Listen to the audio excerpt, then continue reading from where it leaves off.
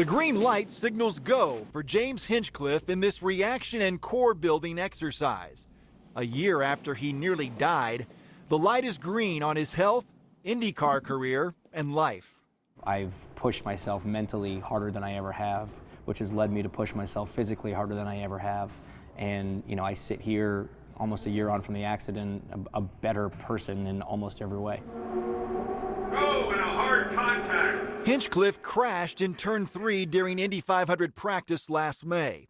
A suspension piece punctured the cockpit and ran completely through his backside. It wasn't until they pulled me out of the car they heard this thud, and they looked in the car and realized that a piece of suspension had clearly just come out of me and landed back in the seat.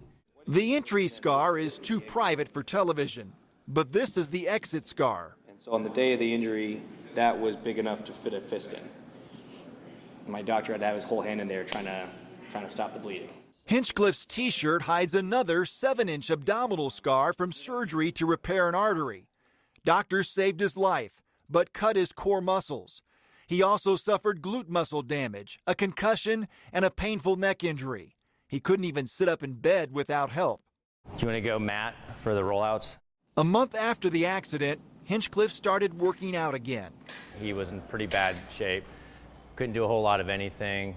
PitFit owner Jim Leo specializes in race driver and pit crew performance training. We couldn't do any kind of core work whatsoever. We had to limit the range of motion from doctor's orders, so it started off at a basic level that I've never even had to work at. Jim hands me two 2.5-pound weights and said, "All right, let's get started." And I kind of laughed at him. And after 10 reps, I was gassed, you know, and it's incredible how quickly, you know, your fitness level can drop when you're really not using anything. And so I remember that first day thinking, this is going to be a long haul.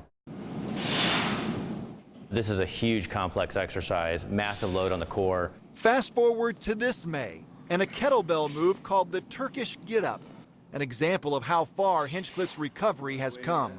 It just highlights how resilient the body is and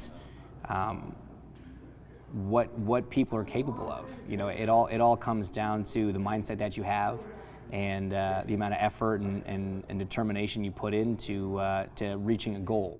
To see him come back to where he is now, it's got to be one of the most gratifying things I've ever been a part of. And you know, his dedication is what made it happen.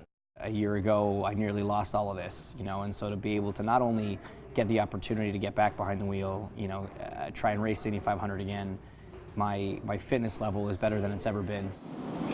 A stronger James Hinchcliffe sees nothing but positives after lifting a heavy weight of adversity. I'm Rich Knight, Channel 13 Eyewitness Sports.